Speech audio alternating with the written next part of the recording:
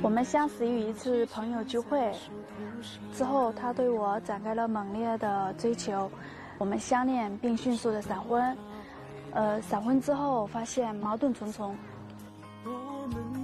家庭的差异、性格的差异以及南北的差异，造成了我们婚后1年多的日子里有了很多的争吵。他想放弃，可是我想坚持，毕竟我们有宝宝了，我们宝宝才8个多月。我现在非常的迷茫，不知道该怎么办。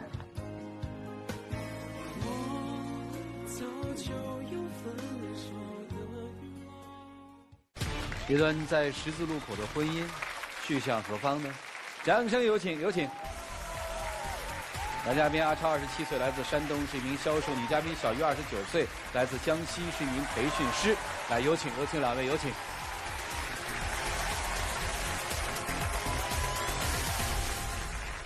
主持人好，欢迎两位哈，谢谢对我们节目组的信任啊。实际这是一个悬崖边缘的婚姻，我这么理解对吗？对。男生是想放弃，对不对？是的。女生还想挽回，是吧？对。孩子是8个月，对吗？对。啊，男孩女孩？女孩。第一个问题其实很简单。女生想挽留这段婚姻，是因为女儿，还是因为还爱这个男人？我觉得2方面的因素都有吧。男生，今天要来，意味着什么？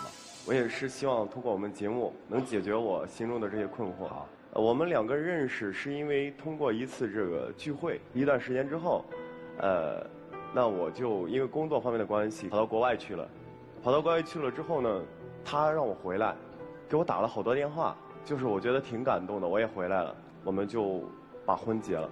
之后他是跟我一起去国外了，在国外期间我们2个吵过1次架，是因为我跟客户去吃了一顿海鲜，他说价格太贵了。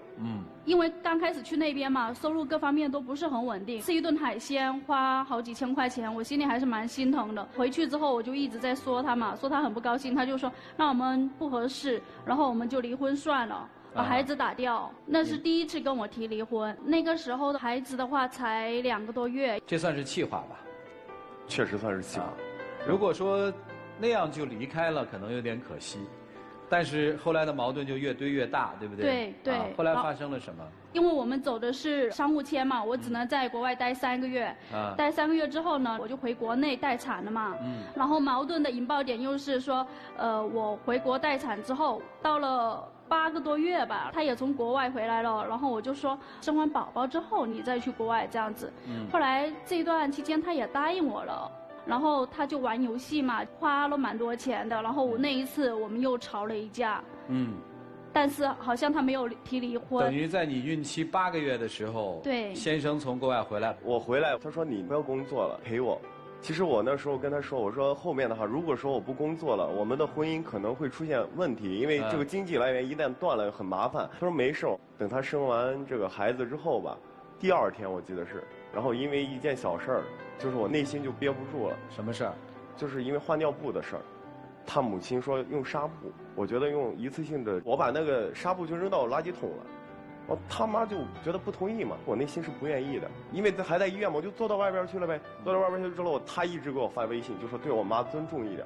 对，我当时我就我这里打断一下，因为他对我母亲的态度非常不好，出言不逊，我们就在微信上吵起来了。吵起来我就按耐不住，之后的话就是把我哥啊，然后把他父母啊都叫过来了。后来他又跟我提了离婚，这是第2次。一场尿不湿引发的风波，事儿搞得很大是吧？我父母那边呢，原来是想在那边可能多待一段时间。出现这个情况之后呢，就回北方了。然后呢，我在他家那边待了大概1个多星期，我也就回到了北方。回到了北方，我想去转型做一个销售的工作。然后在转型期间呢，我问他想不想来北方。他说北方我是不会去的。没有，期间其实还发生过一些事，就是在他母亲来我家的这一段时间，因为我跟宝宝出生嘛，然后他母亲带了一些钱给宝宝。其实他母亲这个钱没有给到我，就是给到他了，但是他没有跟我说。然后他还继续跟我说他没有钱，然后我又给到钱给他，让他去北方发展嘛，这样子。我要解释一点，就是说我母亲给的那个钱，因为包括他家给的所有的钱，我都交到他手里了。我手里如果说我不拿我母亲那个钱，我是没办法出去的。是这样吗？然后在他母亲来之后，那个钱是给到他了，没有给到我。这个问题我特别想问清楚啊。对。是给到他。婆婆来之前有没有给你打钱？给了。给了。对。婆婆来了之后又给了一笔钱，但是她没给你。对，给他。这个事儿其实后来我不跟他说，他根本不知道的。等于就在女儿出生一个礼拜之后，你带着母亲和妻子给你的钱又去北方了，对不对？对。那这件事情我们就摆在这儿了。OK。下面我就特别问一句哈，两位现在的经济状况怎么样？因为我上班的嘛，孩子的费用、我妈的费用、孩子看病的费用、孩子的奶粉，全部是我一个人负责。是你先生呢？基本上底薪是非常低的，大概就是2000多块钱。不是他去北方了吗？其实有一段时间我是也是去了他家的，可能就是说涉及到南北的一个差异。他家热水器坏了，然后提前我跟他母亲沟通过，我说我要去你家了，你能不能装？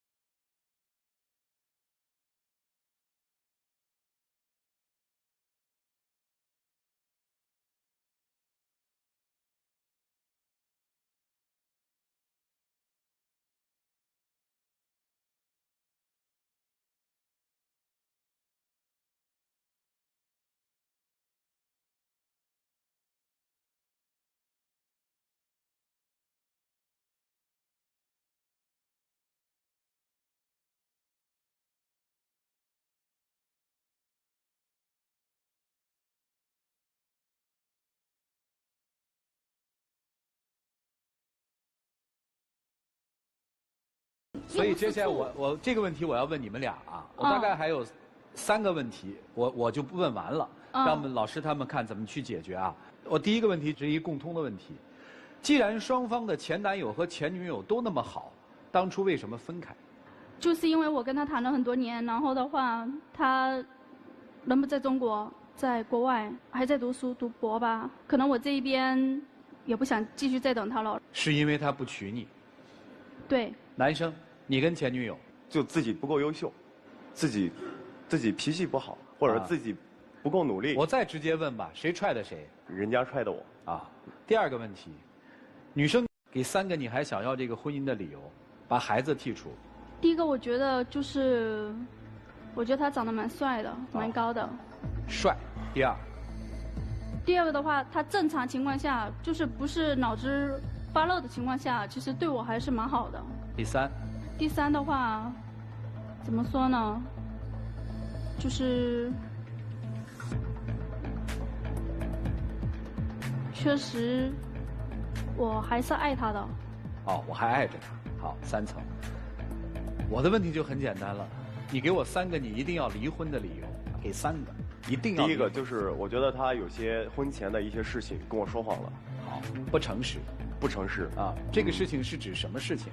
就是一个是学历的问题，第2个他家庭经济情况包括状况的问题啊哈，就差距太大。你爱一个人跟他家庭条件有什么关系啊？其实这块我也不是很在乎的。你不在乎，为什么说离婚的第1个理由就是这个？你一定很在乎。我让你说3个离婚的理由。可能我真的是很在乎啊，真的是很在乎。你第一条说的就是他在学历说谎，他在他的家庭经济背景上说谎，对吗？对。OK， 好，第二个理由。离婚的第二个理由就是我们2个人价值观不一样。通过他，我了解到就是可能对未来还是有信心的。啊，短期可能就是收入有所下降。第三个理由就是我觉得我们俩之间的关系要大于孩子、大于父母的，他不认同这个观点。好了，我再问一个双方共同要答的问题啊，这个问题算抢答题哈。如果离婚，孩子归谁？孩子归我。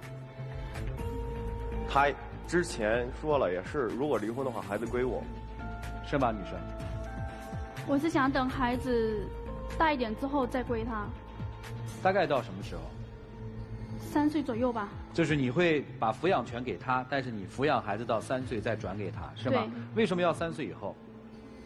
因为我宝宝现在太小了，给他我不放心，说实话，因为我觉得，就是从孩子出生这么久，他基本上就是没有照看过的，一直都是我在照顾。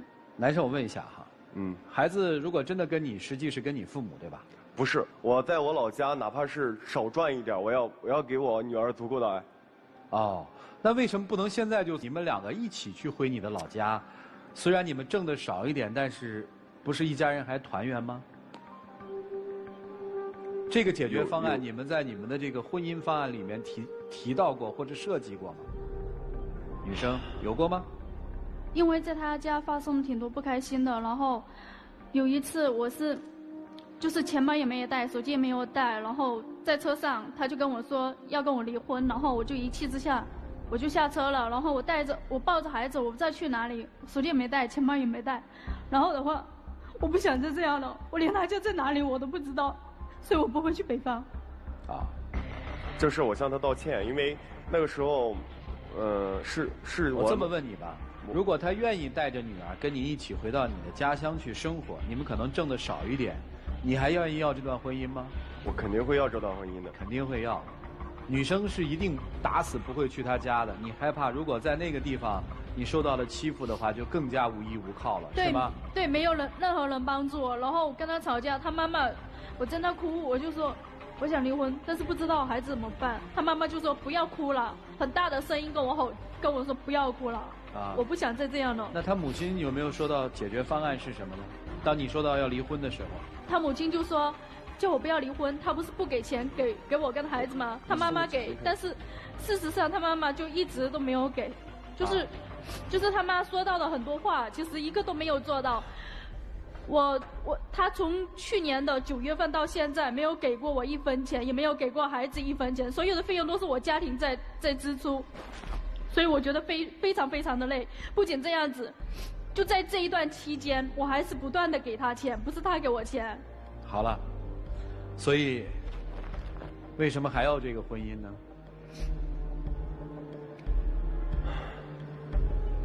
可能就是害怕吧，觉得离了婚不好，因为我的整个家族基本上也是很多人离异的。然后看到他们的宝宝非常非常的不开心，然后孩子也不愿回家。我觉得他们就是我那些亲戚的孩子，我就很可怜，我不想让我的孩子走他们的老路。好，我要问的问题大概就是这样了，剩下的我们来交给我们的3位老师，一起进入丘比特问卷。女士，其实你的感受都是对的，他确实没有那么多的感情和爱在你身上。我知道，如果他对我有爱，他就不会一而再再而三的在网上约人吃饭跟人聊天，然后还跟前女友说我的坏话，跟他的同事朋友说我爱钱怎么样。但其实自从他离开我家之后，真的都是我一直在经济方面都是我一直在帮他，而不是他在帮我。他还说我要独立，其实我一直就很独立。其实你心里很清楚，他的心既不在你身上，也不在孩子身上，也不在你们这个家里。对，先生，你给我的印象非常不好。你说这个女儿要归你，似乎想告诉大家你是一个负责任的人。但是在这段婚姻感情当中，我没有听到一丝一毫你的责任负在了哪里。从你这短短几个月就闪婚，到你婚后所有的表现，你既不爱他，又不愿意负责，你压根儿就不应该和这个女人走到一起，让她怀孕生孩子，造成现在的状况。这个女孩儿其实心里很简单，她要的也不多，她只想要一个简简单单的家。她并没有期许你给她多少物质，给她多少担当，她甚至在这样的情况下还不断的拿钱出来给你，所以我觉得她很可怜。而你正是因为她的这份简单和可怜，把自己摆在很高的位置。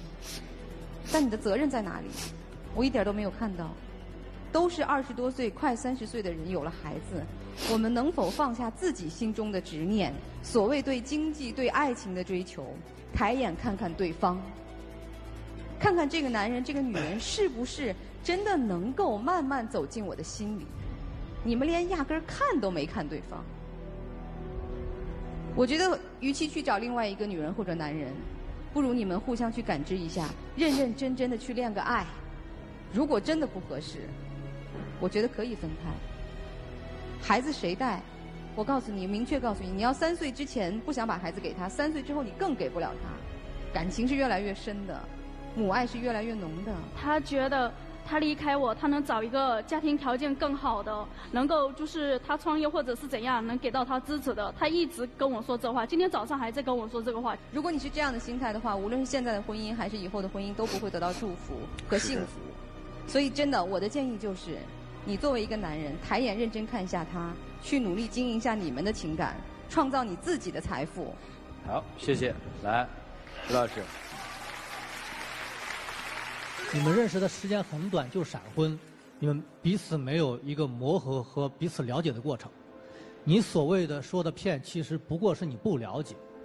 然后你们很快结婚，进入到了育儿阶段。那育儿阶段，这个时候多了一个角色，我们的彼此的角色也发生变化，包括经济情况、家庭结构、双方家庭的渗透，错综复杂。表面上看你俩都很理性。但是从心理学角度，我们从来不这么看。一个理性的人，无外乎是，你把感性给压抑在一个冰山之下，没有表达出来。其实你们都很感性，所以你们的冲动行为和过激语言，其实都在隐含着表达你们另外一种不满。在某些层面上，你们俩其实是同一类人。你讨厌他，你讨厌他，其实你们讨厌的都是彼此那个真正的自己。在我看来，你们俩其实不过就是在赌气，在辩一个输赢。你知道吗？在很多甚至在法院判离婚的这个夫妻，他们其实只是为了坚守赢，最后把感情扔一边，把孩子扔一边，把过去种种都扔在一边。尤其是男方赌气行为更加明显。你下边要做的事情，无外乎是想证明你说的是错的。其实我还可以。想一想有没有？还有，他跟我说，如果我不跟他离婚，他就不会负责孩子的抚养费啊。还有就是，我不是跟我家庭就是借了一些钱给他吗？他说他也不还，这样子。这一切都。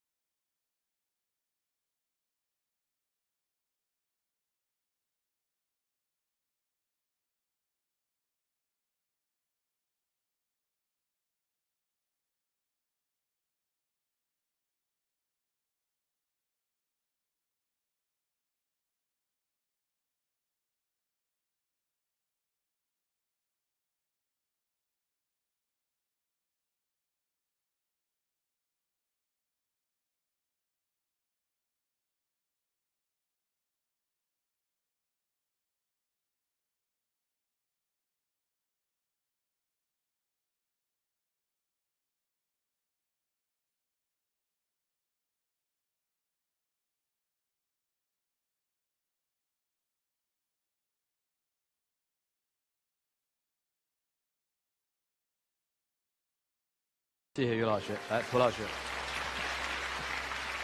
婚姻不是手段，生活才是目的。但你们都把婚姻当成了手段。我为什么说你把婚姻当成手段？是因为你想用婚姻来安排自己，想尽快结婚。正好碰上一个长得还算不错的，就把自己安排了。这是你把婚姻当成手段的一种使用方式。但是对于男生而言，他把婚姻当成手段，是想用婚姻来改变自己的命运。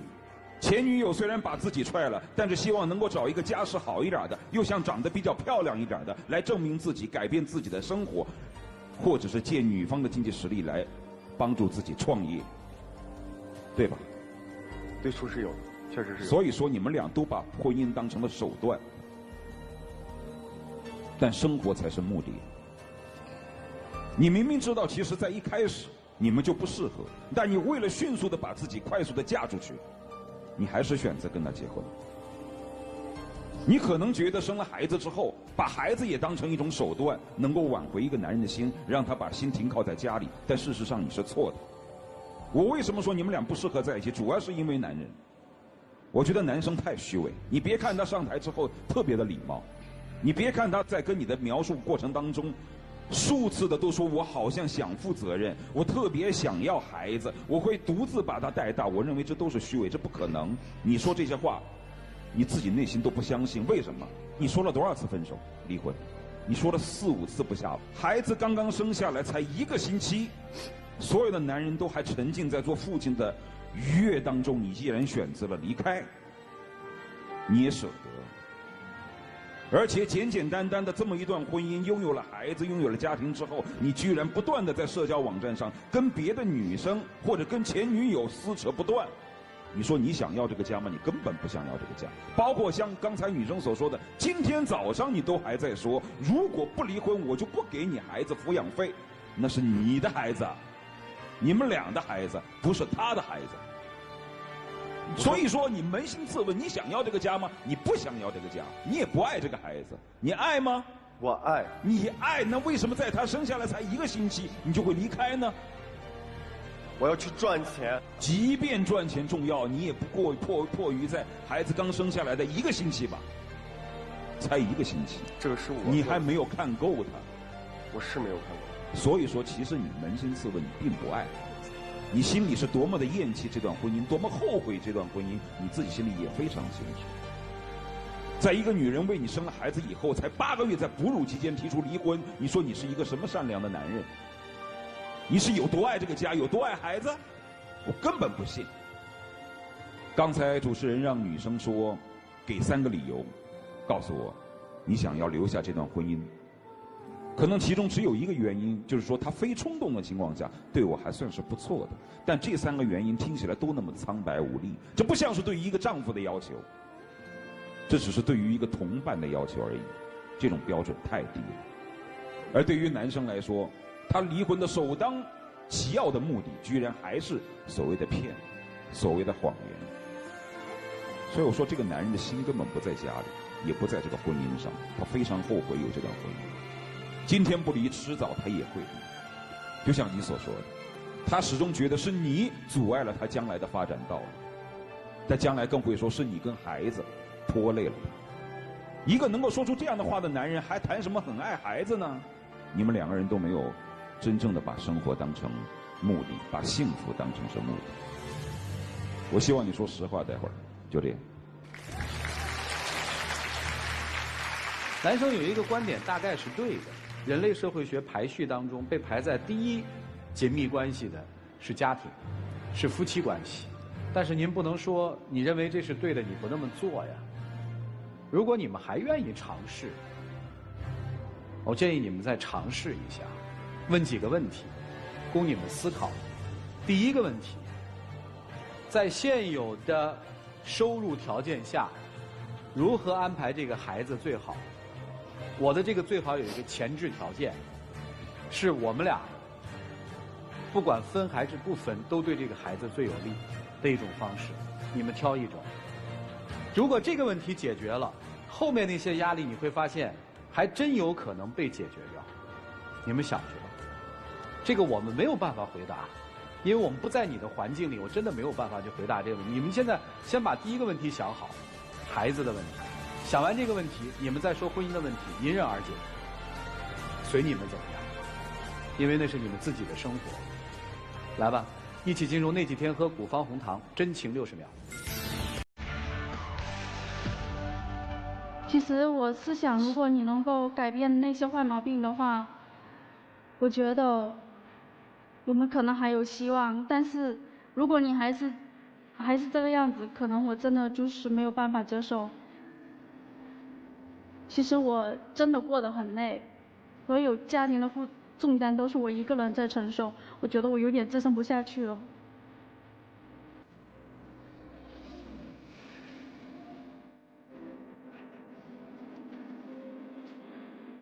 我觉得我们俩其实聚在一起不容易，无论怎么着，我也是非常感谢能遇到你，有所成长，然后遇到你，我内心是非常开心的，我对萌萌的爱也是真的，我对你的爱也是真的。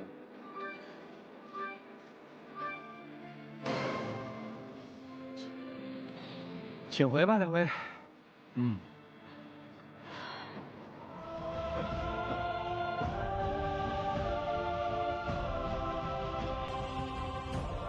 来，请关门啊！电视机前的观众朋友，现在请拿起手机，扫描屏幕下方的二维码，下载万事达手机客户端，进入到天津卫视的直播聊天室，边看边聊。直播过后，也可以通过天津 FTV 网络电视或者万事达手机客户端继续收看本期的节目内容。欢迎大家登录优酷网、腾讯视频、搜狐视频、爱奇艺、乐视视频、PPTV 巨力收看节目的完整视频。我们来看一看，他们在这个现场此刻做出的选择是怎样的。请开门。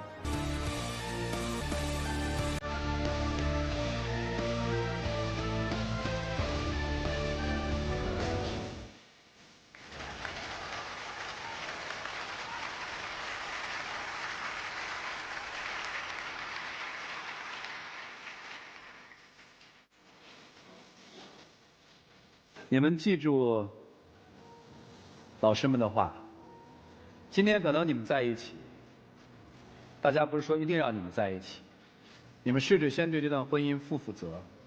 一个阶段之后，你们发现事情都梳理清楚，再来想该怎么办，好吗？来，有请我们的小花童，有请。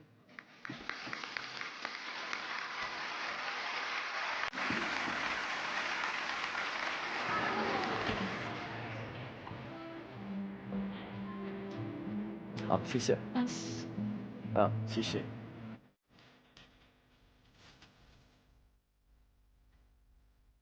本栏目由保湿护肤领先品牌药保湿伊贝诗防晒霜冠名播出。伊贝诗女王焕颜季期间，爱情保卫战的春季套装加1元多送1套，改变自己，做自己的女王。来，我们见证属于他们的浪漫吧，各位请见证。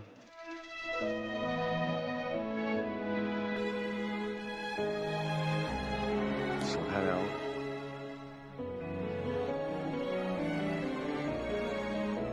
换一下。以后会好好对你，好吧？我不会说这些话，好好生活。以前说我不对，好吧？都会好起来。好。来亮灯吧。把孩子打掉是你说的，对吧？是我说的。离婚是你说的。说过。不给孩子抚养费是你说的。是我说的。所以我特别想不明白，像你这样一个如此优雅、有礼貌、对孩子那么亲密的人，怎么会说出这样的话？我拜托你活得真实一点，好吧？好，谢谢。其实我是涂磊老师的那个粉丝，关注他好多年了。你做好你的妈妈吧。回吧。行，谢谢老师。